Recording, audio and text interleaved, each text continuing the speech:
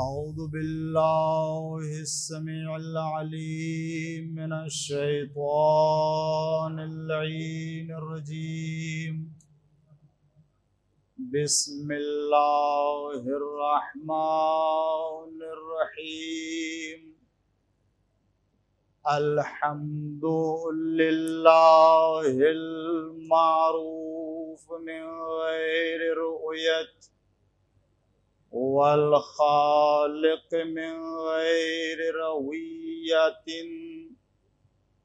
خلق الخلائق بقدرته، واستعبد الأرباب بعزته، وسعد العظماء بجوده، والصلاة والسلام والتحية والإكرام على البشير النذير السراج المنير حبيب الله العالمين، الذي سمي في السماوات أحمد وفي الأرضين بالقاسم محمد،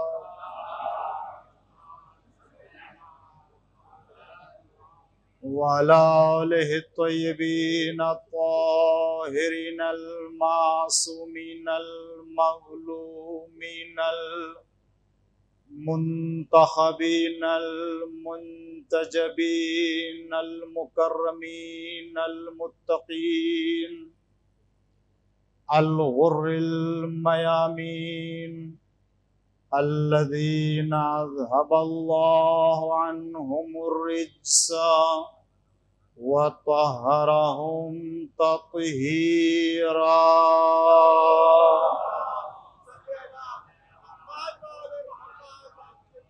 لا سيما الإمام المبين بقية الله في الأرضين، الحجة الثاني عشر والمهدي المنتظر عجل الله تعالى فرجه الشريف.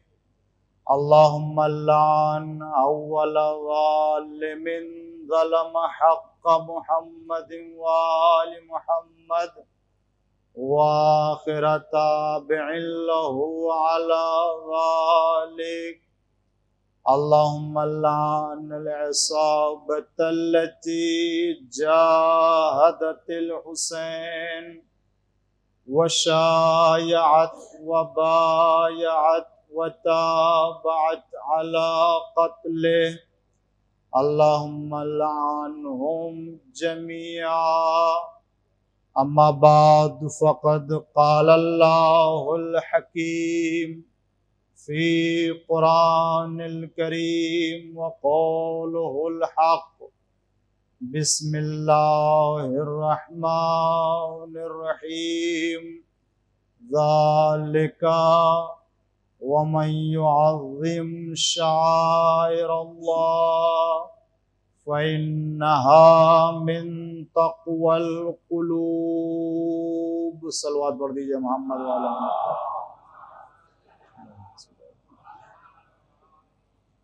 अब हजरात, सबसे पहले एक बार सूरह हम्द और 3 बार सूरह तौहीद की तला फरमा करके मरहुमा हाजियानी ज़हरा बानो यूसुफ अली नूरानी, मरहूम हाजी यूसुफ अली अली भाई नूरानी और तमाम मोमिनीन और मोमिनात के अरवाह को हदिया करें।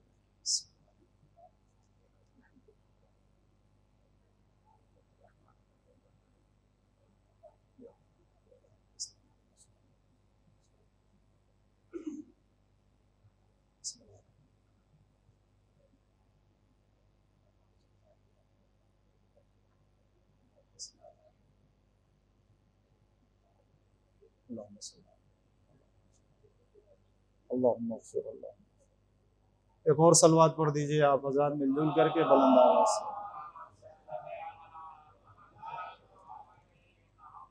सूरह हज की आय करीमा इरशाद परवरदिगार है, ज़ालिका वमन युअज़्ज़िम शआइर अल्लाह, बात यह है कि जो भी शायर इलाही और खुदा की अलामतों का एहतराम और ताज़ीम करता है,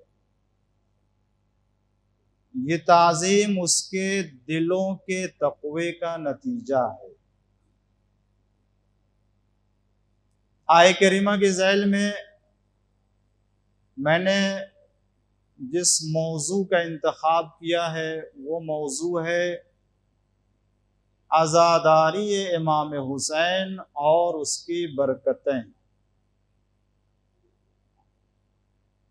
कल की मजलिस में बतौर मुकद्दमा कुछ बातें मैंने अर्ज़ की थी और आज की मजलिस में भी दो तीन बातें तमहीदी तौर से आने वाले मौज़ूआत पर गुफ्तगू करने के लिए अर्ज़ करना चाहता हूँ। खुदावंद आलम ने, कल मैंने अर्ज़ किया था, परवरदिगार आलम ने दुनिया की तमाम कौमों में जो इज्जत और जो शरफ अता किया है, ये इज्जत ये शरफ किसी और कौम को अता नहीं किया है। कोई इसे महसूस करे या महसूस न करे, क्योंकि बहुत सी नेमतें होती हैं जो इंसान को अता की जाती है, उस नेमत का एहसास कभी कभी छिन जाने के बाद होता है। उस नेमत के रहने पर एहसास नहीं होता है। माह अज़ा का चांद नमूदार हो चुका है और ये माह मुहर्रम की पहली तारीख की शब अव्वल मुहर्रम की ये मजलिस है, यानी 1444 हिजरी, जो कल से आगाज हो जाएगा। इस्लामी कैलेंडर के एतबार से जो राइज है, मुसलमानों ने जिसे राइज कर दिया है, इस्लाम ने राइज नहीं किया है। तवज्जो चाहता हूं, मैंने एक बात अर्ज की है, इस इस्लामी कैलेंडर को इस्लाम ने राइज नहीं किया, मुसलमानों ने राइज किया है। और ये जो तारीख कल माह मुहर्रम की पहली तारीख और इस्लामी कैलेंडर और इस्लामी तक़वीम के लिहाज से 1444 हिजरी का जो साल आगाज होगा, ये दरअसल मुसलमानों का बनाया हुआ है। इस्लाम ने ऐसी कोई रहनुमाई नहीं की थी कि साल के पहले महीने को माह मुहर्रम करार दिया जाए। ये इस्लाम का नजरिया नहीं है, ये इस्लामी कैलेंडर नहीं है। इसीलिए आप देखें कि कल से व्हाट्सएप पर, इंटरनेट पर कुछ ऐसे मैसेज आएंगे जो नए साल की मुबारकबादी का आगाज होगा। मगर मैं मुसलमानों से अर्ज करूंगा, खास तौर से आज़ादारान इमाम मज़लूम करबला इमाम हुसैन अलैहिस्सलातु वस्सलाम से कि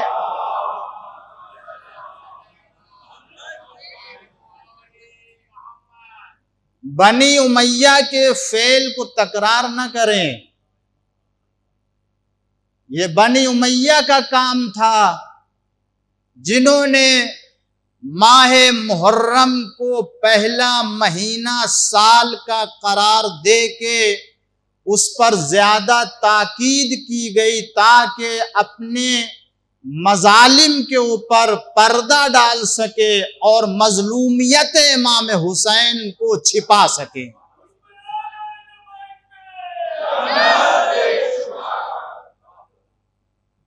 हिजरी महीना, हिजरी साल है ना, आप क्या कहते हैं इसको इस्लामी कैलेंडर में? आप किसी मुसलमान से पूछ लीजिए, आप इसको हिजरी साल कहते हैं ना।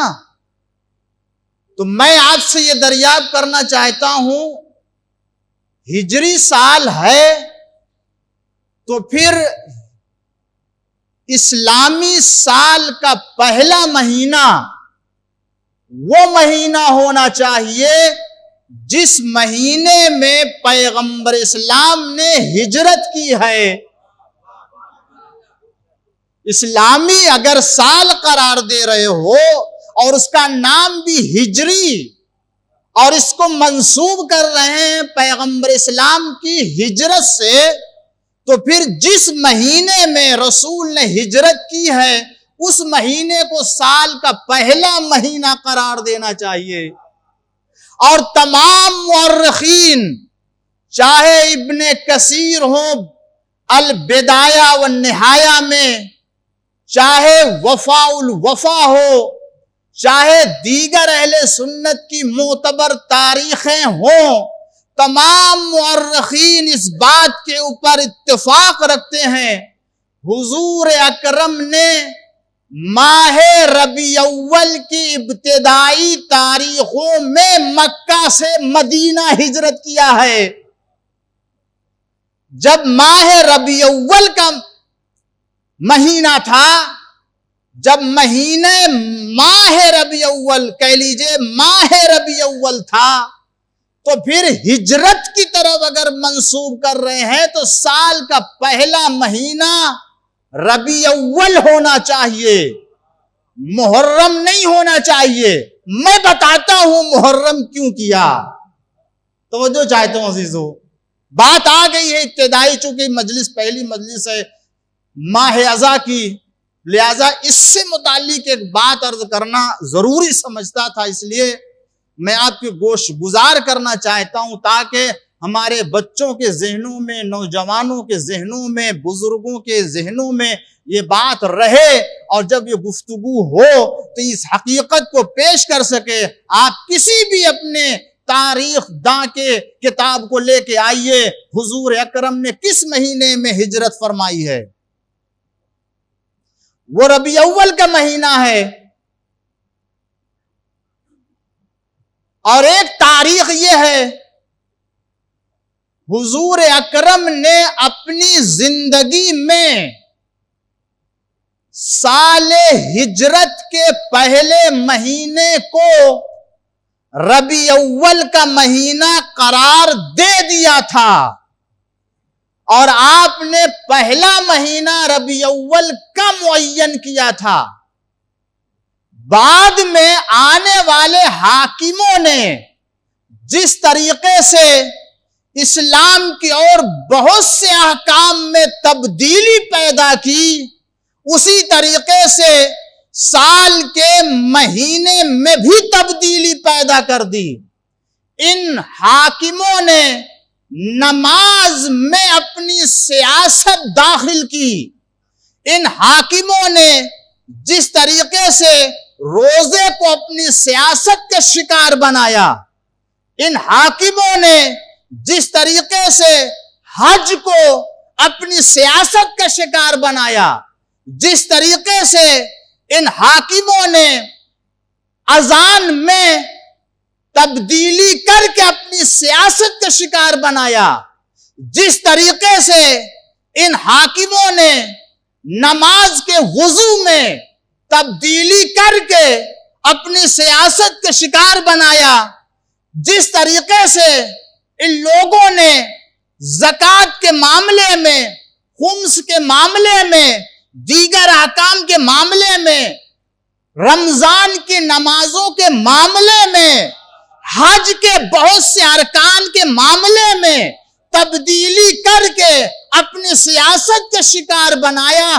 उसी तरीके से इस्लामी कैलेंडर को भी अपनी सियासत का शिकार बनाया है और माह मुहर्रम को साल का पहला महीना करार देके अपनी हकीकत को जाहिर कर दिया। क्या? क्यों? इसलिए दौरान जाहिलियत में साल का पहला महीना मुहर्रम हुआ करता था। दौरान जाहिलियत में पहला महीना साल का मुहर्रम हुआ करता था। पैगंबर ने इस्लामी साल को सबसे पहला महीना रबी अव्वल करार दिया। इस तरीके से तब्दीली करके एक तरफ हिजरत पैगंबर के अजमत पर पर्दा डाला गया, दूसरी तरफ शबे हिजरत बिस्तरे पैगंबर पर अली के सोने की फजीलत पर पर्दा डाला गया। इस तरह से चाहा था कि इस हकीकत को छिपा लिया जाए और उसके बाद चाहा कि वही दौर जाहिलियत की रस्म को फिर से यहां जिंदा किया जाए। वरना हकीकत यह है कि खुद जनाब सईद इब्न जो रावी है सईद खुदरी खुद बयान करते हैं कि पैगंबर इस्लाम हजरत मोहम्मद मुस्तफ़ा सल्लल्लाहु अलैहि वसल्लम ने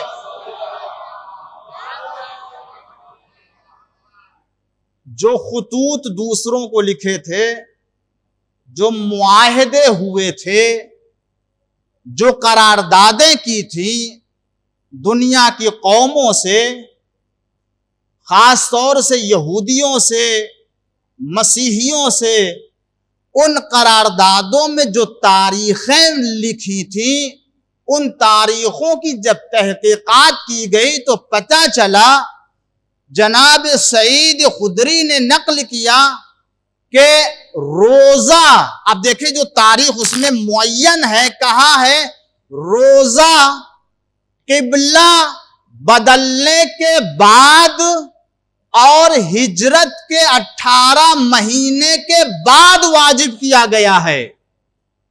अब आप हिसाब कर लीजिए, हिजरत के 18 महीने के बाद रोजा रमजान का वाजिब किया गया है। ये अगर आप हिसाब करेंगे 18 महीना तो ये रबी अव्वल से चल के शाबान पर खत्म होता है। इसका मतलब यह है कि उसी जमाने में माह रबी अव्वल का साल का पहला महीना करार दे दिया गया था। इन हाकिमों ने अपनी सियासत से इसके ऊपर पर्दा डाला ताकि हकायक को छिपाया जा सके और उसके बाद आने वाले हाकिमों ने इसे और आगे बढ़ाया, यहां तक कि यजीद मलऊन जो फासिक, जो फाजिर, जो शारिबुल खम्र, जो बदकारी करने वाला, जो बंदरों से खेलने वाला, जो नामहरमों से बदकारी करने वाला, जिसके अंदर दुनिया की सारी बुराइयां पाई जाती थी, उसने और उसके बाद के बनी उमैया के लोगों ने मुहर्रम को पहला महीना, खुशी का महीना और साल का पहला महीना करार दे के इस तरीके से लोगों के जहनों को करबला में वाक़ई शहादत की तरफ से मोड़ देने की साजिश रची गई थी, ताकि इस तरीके से लोगों का ज़हन, जब लोग नए साल के दाखिल होने पर एक दूसरे को मुबारकबादी देंगे, एक दूसरे को जब तहनीयत देंगे, तो लोगों का ज़हन करबला की तरफ नहीं जाएगा। इस तरीके से मजलूमियत इमाम हुसैन पर पर्दा डाल सकेंगे, मगर परवरदिगार आलम का ये इंतजाम था, ये खुदा की कुदरत थी कि उन्होंने जिस सियासत को अपने फायदे में देख के माह मुहर्रम को पहला महीना करार दे के मजलूमियत अहले बैत पे पर्दा डालना चाहा था, अल्लाह ने उसी सियासत को बनी उमैया के गले में लानत का हार डाल दिया।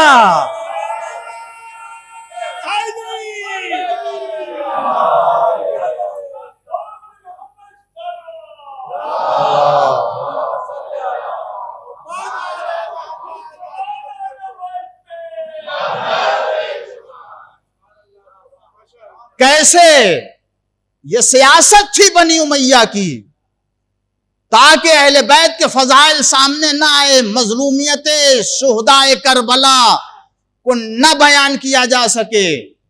मगर देखे मुहर्रम में क्या होता है, पूरी दुनिया में जितनी पाबंदी अज़ाए हुसैन पर लगती गई, उतने ही आजादारी को दुनिया में फरोग मिलता गया। आजादारी उतनी ही बढ़ती गई जितनी पाबंदी लगाई, हुकूमतों ने जोर लगाया, सल्तनतों ने ताकतें लगाई, ताकतवरों ने इसे जो रोकना चाहा, पैर काटे गए, हाथ काटे गए, गले काटे गए, वीरान किया गया, घर तबाह किया गया। मगर अजीजों, जिसका एहतमाम की जमानत कुदरत ने ले ली हो,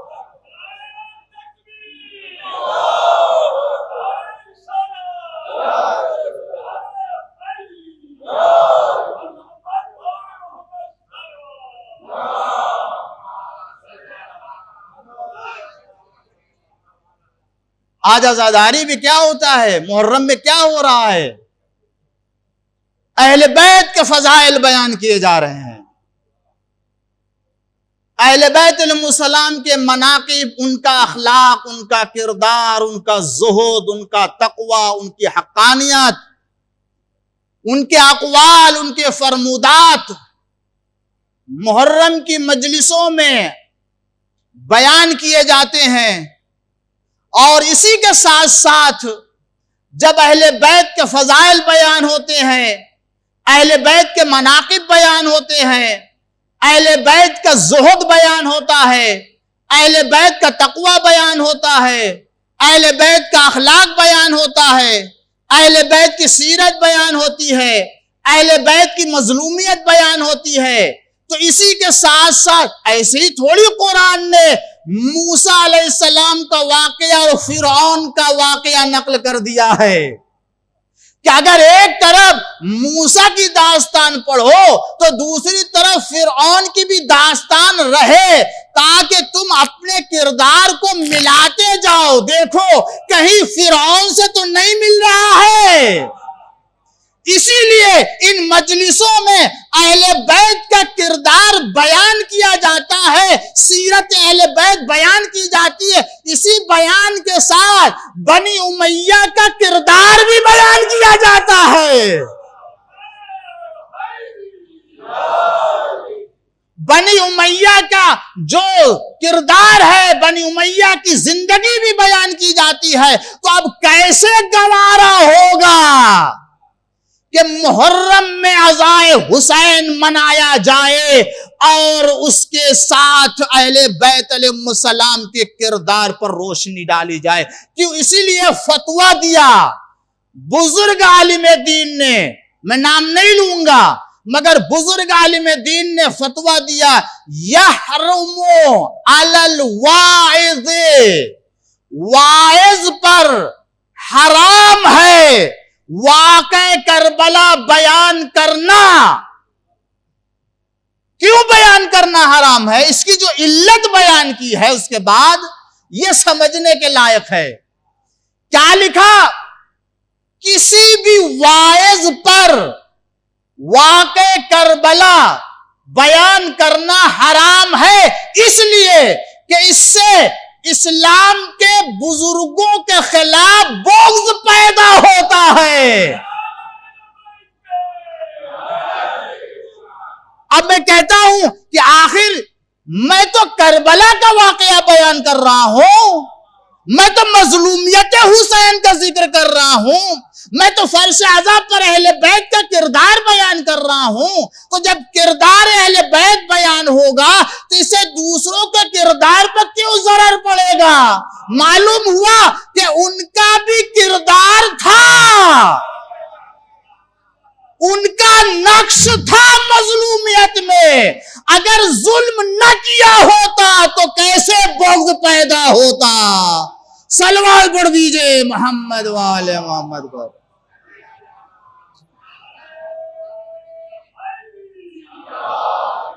एक और सलवात पढ़ दीजिए बाआवाज़ बुलंद मिलजुल करके।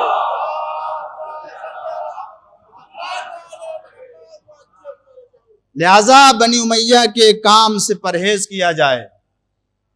और ये तो उनके लिए था जिन्होंने ये बिदअत राइज की कि साल के पहले महीने में तब्दीली करके मुहर्रम का महीना करार दिया और रबी अव्वल के महीने को बदल दिया, जिस तरीके से और बहुत सी चीजों में तब्दीली की।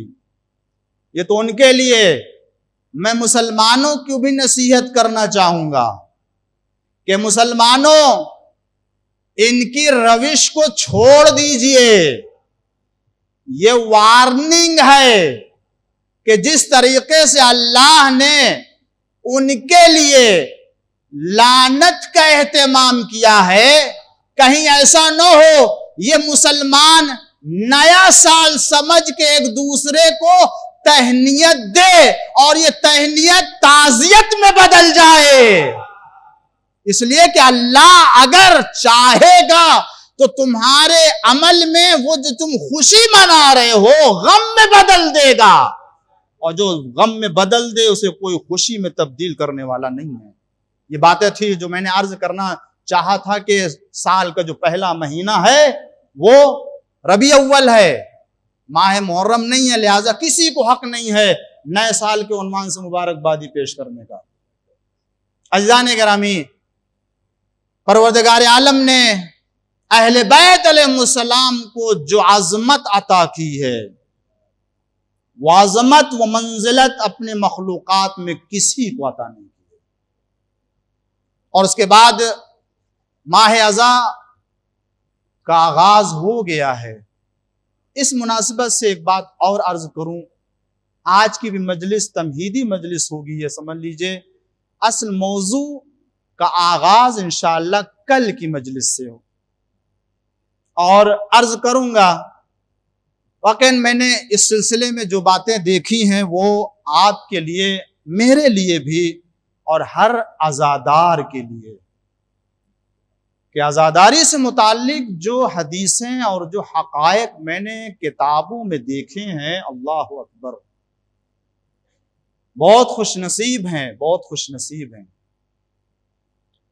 देखिए, जब हम माह अज़ा के लिए अपने को आमादा कर चुके हैं तो इससे मुताल्लिक ये बात मैं अर्ज कर देना और ज़रूरी समझता हूँ कि ये सच है कि कोई भी काम पहले से मंसूबा बना के किया जाता है तो उस काम में कामयाबी ज्यादा होती है। कोई भी काम हो, कोई भी काम, किसी भी तरीके का काम हो, अगर पहले से तैयारी करके किया जाता है तो उस काम में नतीजा भी बेहतर देखने को मिलता है। कोई भी काम दुनिया में हो, और इसी के मुकाबिल में अगर तैयारी नहीं की जाती है तो वो काम कहीं न कहीं किसी न किसी तरीके का कोई ना, आप दुनियावी काम, सफर से पहले सफर की तैयारी करते हैं। कोई मेहमान आने वाला है, मेहमान नवाजी की तैयारी पहले से करते हैं। कोई प्रोग्राम करना है, प्रोग्राम करने से पहले की तैयारी करते हैं। हर काम की तैयारी पहले से होती है तो वो काम बेहतर तरीके से अंजाम पाता है। ये दुनियावी मामलात में, और रूहानी फिजा की मिसाल अगर दूं तो वहां भी यही अल्लाह ने रखा है। तवज्जो चाहता हूं जीजो, अगर रूहानी दुनिया की मिसाल दूं तो मैं माह रमजान की मिसाल दूं। अल्लाह ताला ने माह सियाम जो 30 दिन का रोजा है, इस 30 दिन के रोजे को अल्लाह ने एक बारगी, एक दफा में वाजिब नहीं कर दिया। उसके लिए माह रजब, माह शाबान में मुस्तहब रोजों को रखवा के आमादा किया है। तवज्जो चाहता हूं कि ये जब रजब के महीने में रोजा रख लेगा और शाबान के महीने में रोजा रख लेगा तो वाजिब रोजा रखने के लिए अपने दिल और रूह को भी आमादा कर लेगा और बदन को भी आमादा कर लेगा। वरना एक बारगी इंसान न तो बदन के लिहाज से आमादा होता है और न रूह के एतबार से आमादा होता है। अब उसके बाद शेख सदूक अलैहिर्रहमान ने सवाबुल अमाल में जो हदीस बयान की है फजाइल की रोजे के सिलसिले में, मिसाल दे रहा हूं मैं, यहां पर ये फजाइल नहीं बयान कर रहा हूं रोजे के, वरना आप कह के मौलाना माह अज़ाम मजलिस में रोजे के फजाइल बयान कर रहे हैं। ये भी मैं जानता हूं और ये भी मैं समझता हूं कि माह अज़ा की मजलिसों में 10 दिन, कम से कम 10 दिन तो बहरहाल जिक्र शुहदाए करबला, जिक्र इमाम हुसैन, फजाइल अहले बैत अलैहिमुस्सलातु वस्सलाम हो।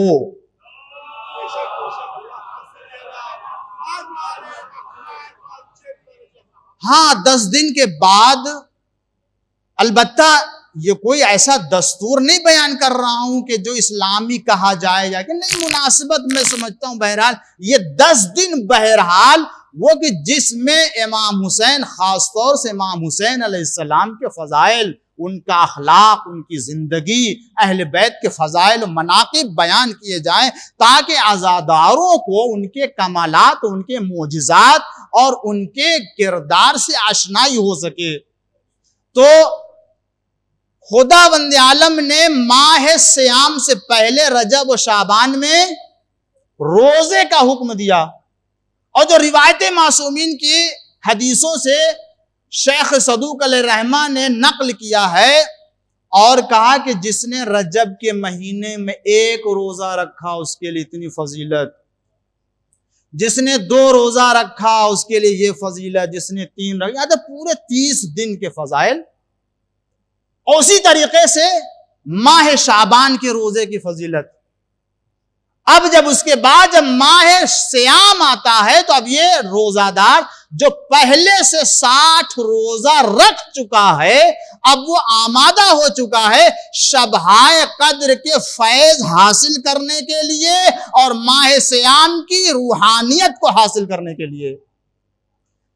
तो मालूम ये इसी तरीके से जब कोई कब्र में जाता है, जाता क्या, ले जाया जाता है, जब कोई कब्र में ले जाया जाता है तो वहां भी कब्र में चूंकि वहां मुनकर और नकीर का सामना होगा तो ये बारगी अचानक उसका सामना न हो जाए, क्योंकि नए घर में जा रहा है, एक ऐसी जगह जा रहा है कि जहां वो उससे मानूस नहीं है।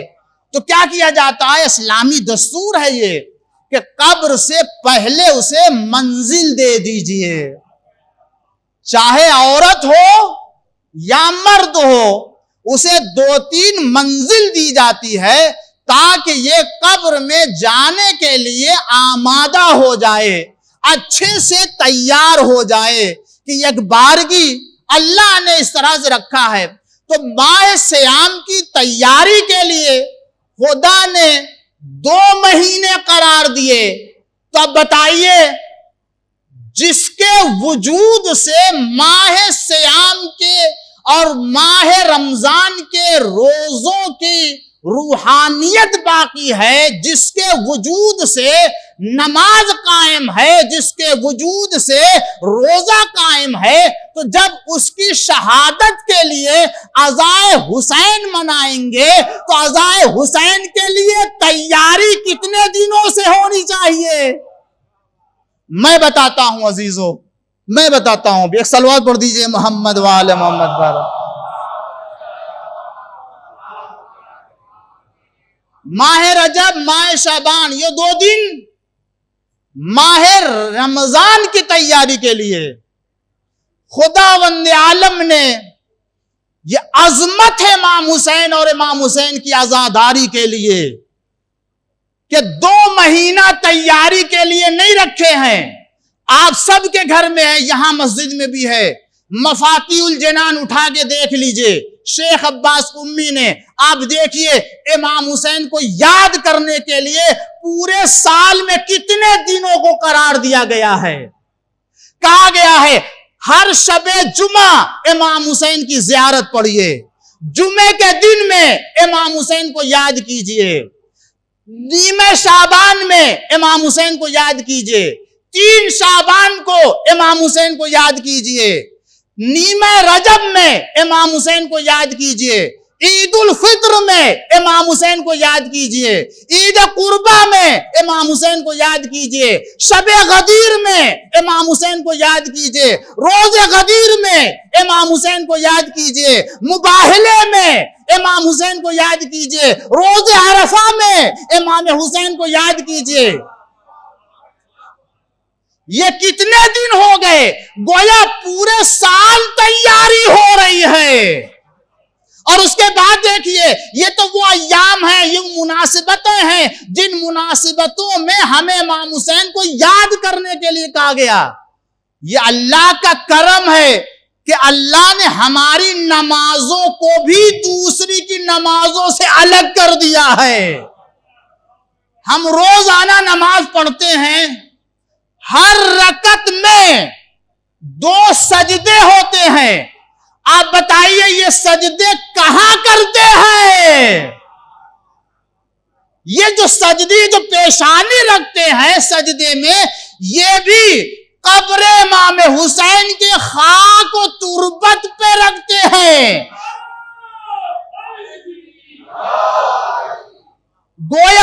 गोया अपनी नमाजों के सजदों में खाके शिफा पे सजदा करके हुसैन को याद करते हैं।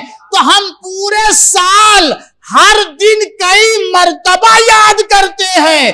गोया ये साल भर तैयारी होती है अज़ाए हुसैन के मनाने के लिए।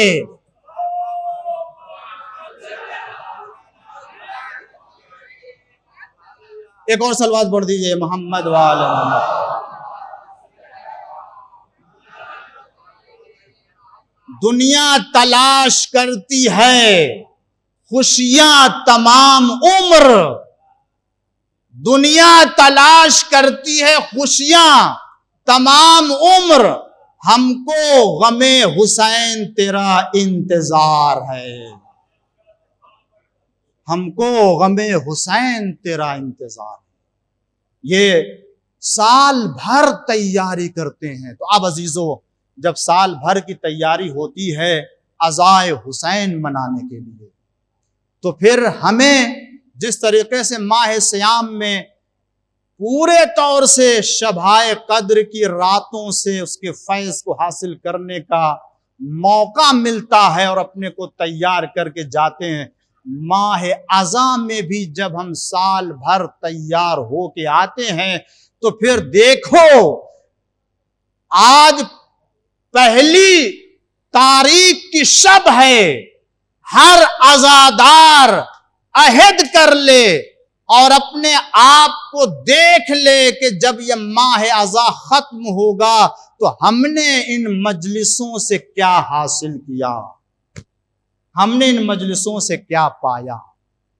अब मैं ये नहीं अर्ज करना चाहता हूं कि मुझे क्या हासिल हुआ या क्या पाना चाहिए, क्या मैं बात अर्ज करूं और उसके बाद इसी के ज़िम्ने में आप महसूस कर लेंगे कि हमको अज़ाए हुसैन से क्या लेना चाहिए और हमें क्या नहीं लेना चाहिए।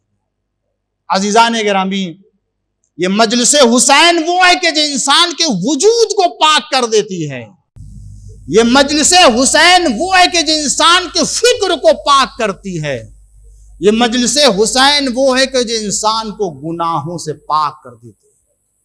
इसलिए कि जो रूहानियत और जो मानवियत इंसान को फर्श अज़ा पे मिलती है वो कहीं और नहीं मिलती है। देखा मैंने, इसीलिए अजीम तरीन मर्जे बुजुर्ग मर्जे के लिए पाया जाता है। जब उनके पास एक बुजुर्ग खतीब नसीहत के लिए गए कि आप मुझे नसीहत कर दीजिए, तो उन्होंने नसीहत में एक बात बयान की और इसी से आप समझेंगे कि हमें इन मजलिसों से क्या लेना चाहिए। कहने लगे कि अच्छा, माह ज़िलहिज से पहले जो लोग मक्का जाते हैं हज करने के लिए, वो ख़ास तौर से मराजे इज़ाम के यहाँ, उनके दफातर में, उलमा के यहाँ आते हैं, अपना हिसाब किताब करते हैं और मसाइल पूछते हैं। शरई मसाइल होते हैं, हज से मुताल्लिक, मनासिक हज से मुताल्लिक। तो कहने लगे कि उन दिनों में मैं बीमार था, मरीज था, और मैं किसी से मुलाकात करने के लिए आमादा नहीं था, मगर ऑफिस के कुछ लोगों ने आके कहा कि एक बंदे खुदा आया है जो अपने खुम्स का हिसाब किताब कर दिया, कर्ज था, देना था, वो भी दे दिया, मगर वो कह रहा है कि मैं आका से मिलना चाहता हूं। कहा मैं बीमार था, फिर भी मैंने कहा अच्छा उसको बुला लो, आने दो उसे। वो आया, और जो कहते जब मैंने उसे देखा तो उसके चेहरे से कहीं से लग नहीं रहा था कि ये मक्का मुकर्रमा जाने के लायक है। कैसे? अल्लाह वाले चेहरों को देख के पहचान लेते हैं। खुदा ने तकवा परहेजगारी की बुनियाद पर बहुत से लोगों को ऐसे शनाख्त और ऐसे कुदरत अता करता है कि उनके चेहरे बता देते हैं कि अहले खुदा है या अहले दुनिया है। तो मुझे कहीं से भी नजर नहीं आ रहा था कि ये मक्का के लायक है, ये जाएगा। आया, सलाम किया, बैठ गया, और उसने कहा कि आका मैं आया हूं, आप मुझे नसीहत कर दीजिए, कुछ नसीहत कीजिए। तो कहने लगे कि मेरे दिल में आया कि मैं इनके लिए क्या नसीहत करूं, लेकिन बहरहाल खुदा बंदा शनास होता है। यूं ही अल्लाह ने मेरी जबान के ऊपर भी यह फिक्रा जारी कर दिया कि देखो तुम जा रहे हो मक्का, और वहां देखो बहुत से लोग आएंगे, तुम्हारे जैसे बहुत से लोग आते हैं, लाखों की तादाद में दुनिया के गोशे गोशे से आते हैं, हर मुल्क से आते हैं। मगर आने वालों की दो तरह की किस्में होती हैं। कुछ आते हैं वहां से लेके जाते हैं, और कुछ आते हैं खाली हाथ जाते हैं। और कहते हैं कि मैंने फिर इनको थोड़ा सा बताया कि खाली हाथ जाने वाला कौन है और जो कुछ लेके जाता है वो कौन है। अगर गुनहगार है तौबा करे, इस्तिग़फ़ार करे, आइंदा गुनाह न करने का अहद करे। खाने काबा में आया है, हज करने के बाद इंसान के गुनाह जो है वो खत्म हो जाता, अब न करे, अहद करे अल्लाह से ये। और कुछ लोग हैं जो जाते हैं, बस वो रस्म अदा कर दिया और उसके बाद दुनियादारी में वहां भी लगे रहे, उसके बाद भी लगे रहे, ऐसा लगता ही नहीं है कि वो गए हज करने के लिए, वापस आ गए। तो ये जैसे गए वैसे वापस आ गए, और खाली हाथ। वो उठा चला गया घर अपने। कहते दूसरे दिन फिर आए मेरे पास कुछ लोग, कहने लगे कि वो जो शख्स बंदे खुदा आया था वो फिर आया है, कब बुला लो।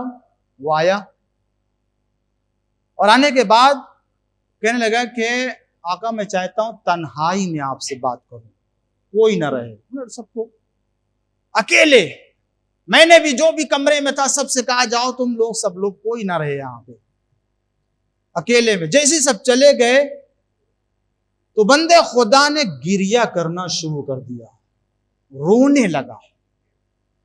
आका कहते मैंने उसे देखा तो मुझे वो इंसान भी कल जैसा नहीं लग रहा था, उसके अंदर भी तब्दीली आ गई थी।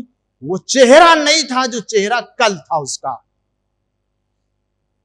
रोने के बाद उसने कहा कि आका मैंने दुनिया का कोई गुनाह ऐसा नहीं है जो मैंने न किया हो।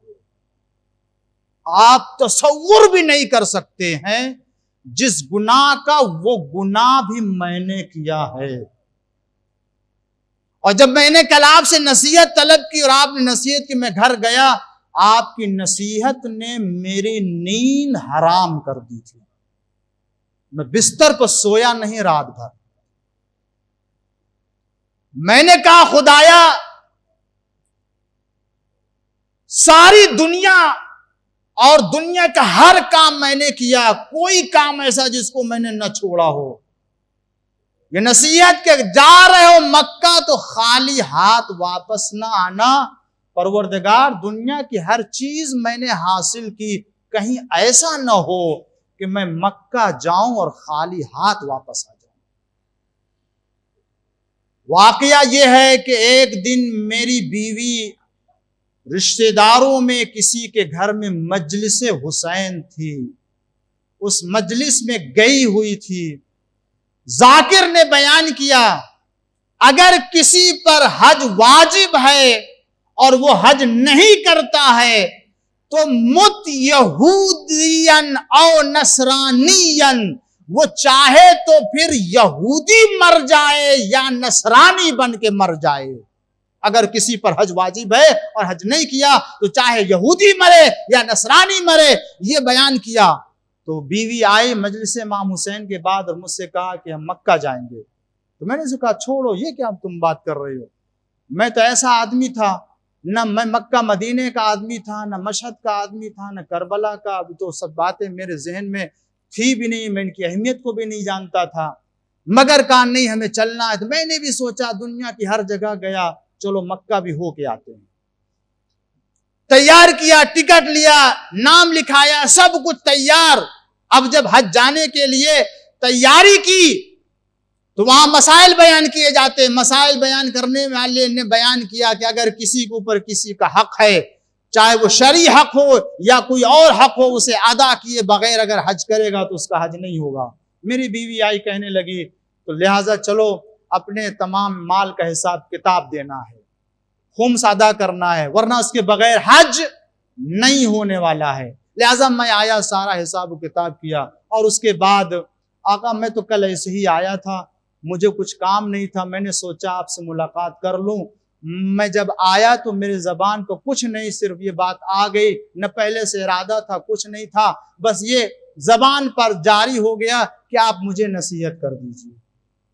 कभी कभी परवरदिगार आलम अगर किसी बंदे के ऊपर कोई नेकी नाजिल करना चाहता है तो उसके दिल पर नेकी को इल्का कर देता है और उसके लिए खैर की रहनुमाई कर देता है।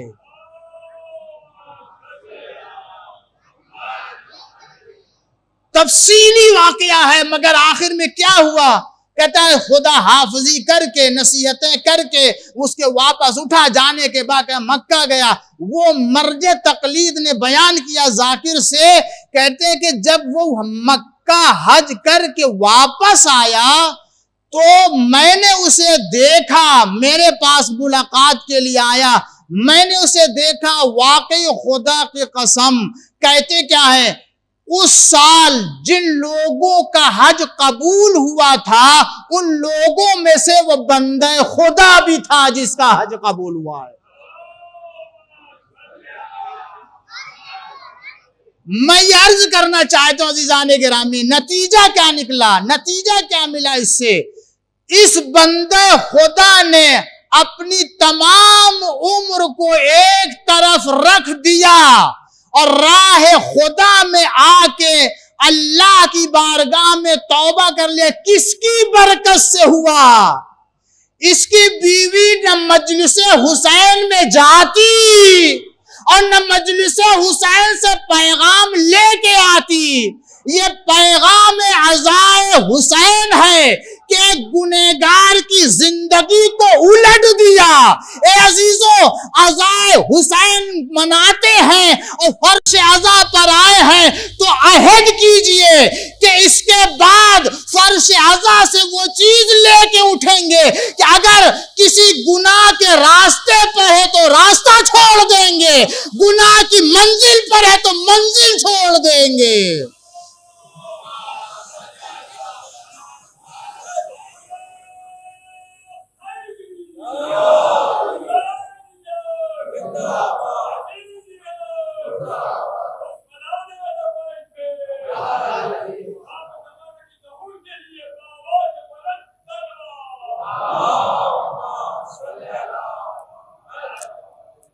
एक और सलवात पढ़ दीजिए बुलंद आवाज से।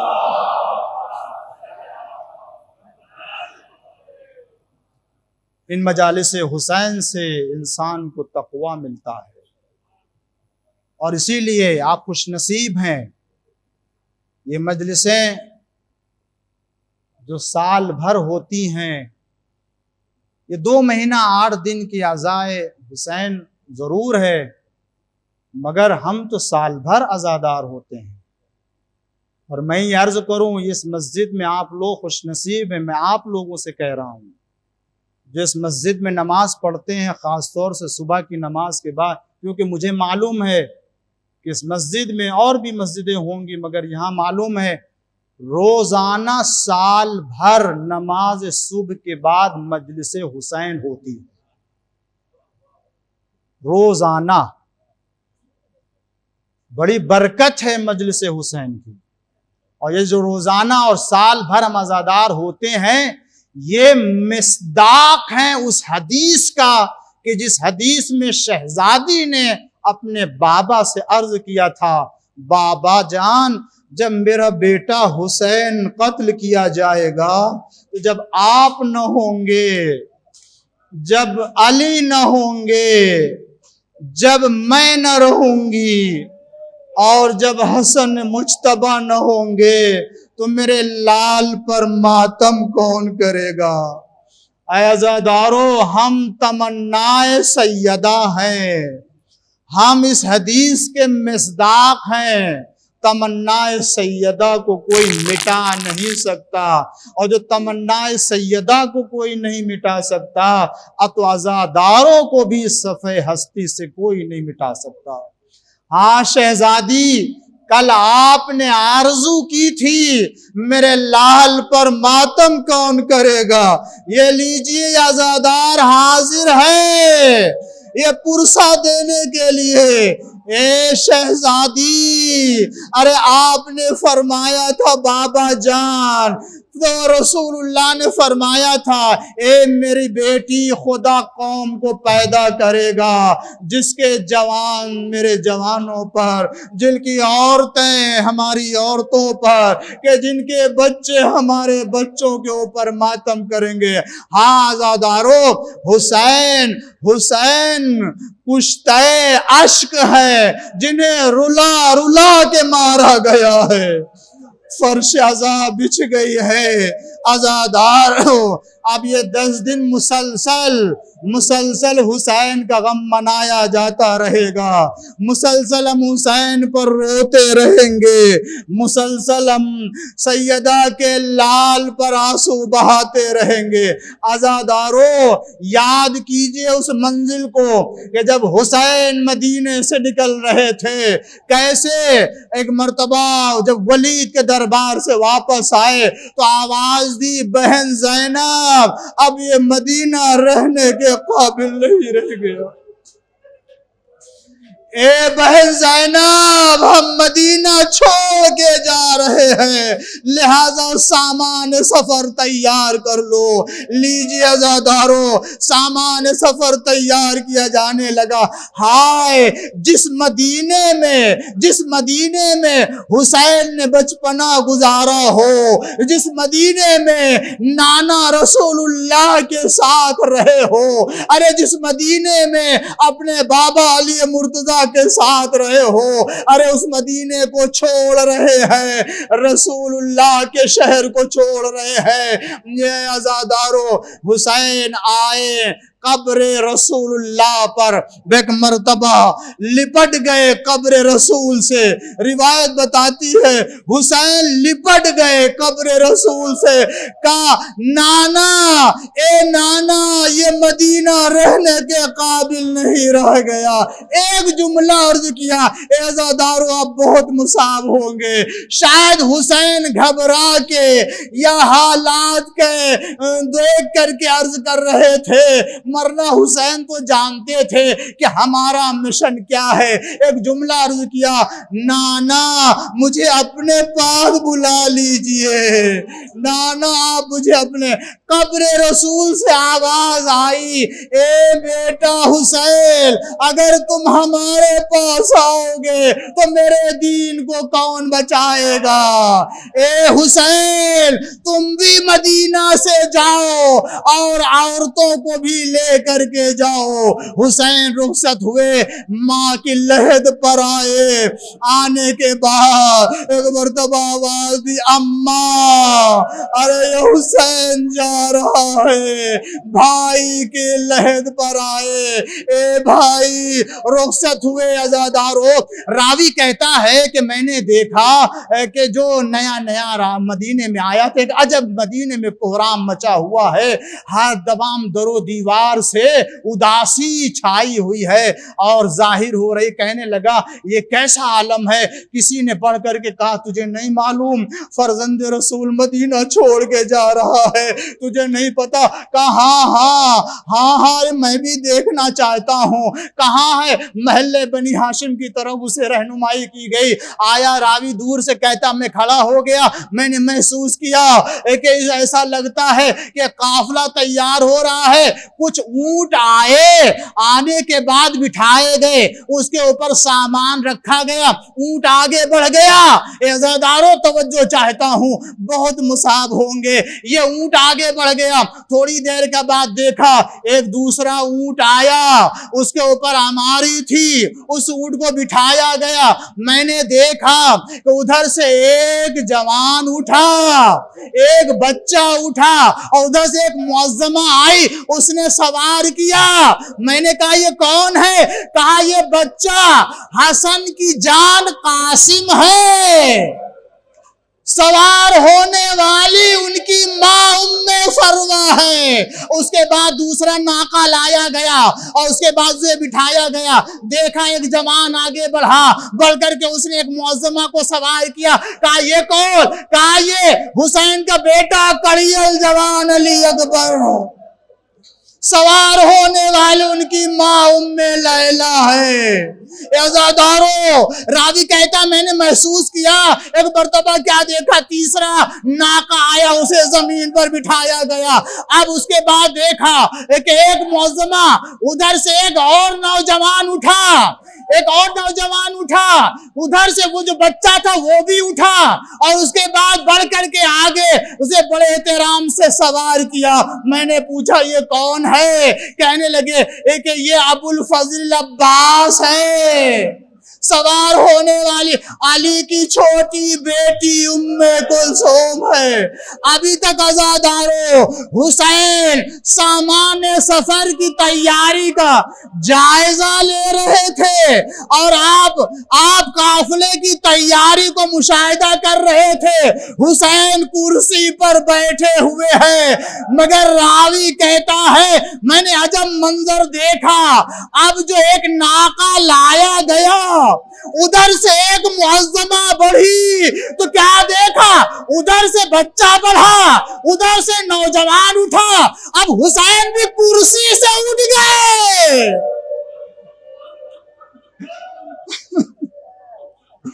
हुसैन कुर्सी से उठ गए। मैंने कहा ये कौन मुअज्जमा है? कहा ये हुसैन की अरे बहन ज़ैनब है, अली की बड़ी बेटी सानिए ज़हरा है। लीजिए, बीबियां सवार हो गई। इस शान से मदीने से सवार होके चली थी, मगर क्या मालूम था करबला में असर का हंगाम, ज़ैनब तन्हा है, अरे कोई सवार कराने वाला नहीं। ए अरबाब अज़ा, मजलिस तमाम हो रही है। ज़ैनब ने अली अकबर को नहीं बुलाया, ज़ैनब ने कासिम को नहीं बुलाया, ज़ैनब ने औन मोहम्मद को नहीं बुलाया। एक मर्तबा फुरात का रुख किया। ए आखिल मदीने से चली थी, इस शान से सवार कराया। आज ज़ैनब तन्हा है, कोई सवार कराया। सयालमून अल्लदीन अय्यमुनक़लबि यनक़लिबून रज़न बिक़ज़ाइही व तस्लीमन लिअम्रिह। परवरदिगार इमाम ज़माना के ज़ुहूर में ताजील फरमा, नासों के सदक़े में हज़रत के ज़ुहूर में ताजील फरमा। इमाम जहाँ भी उनकी हिफाजत फरमा, ऐ अल्लाह इस मजलिस को हमारे नाम आमाल में करार फरमा। परवरदिगार दुनिया में आज़ादार जहाँ भी हैं जान माल इज़्ज़त आबरू की हिफाजत फरमा। हमारी नस्लों में आज़ाए हुसैन को कायम फरमा। दुनिया में आखिरत में शफ़ाअत मोहम्मद आले मोहम्मद से सरफराज फरमा। मातम हुसैन।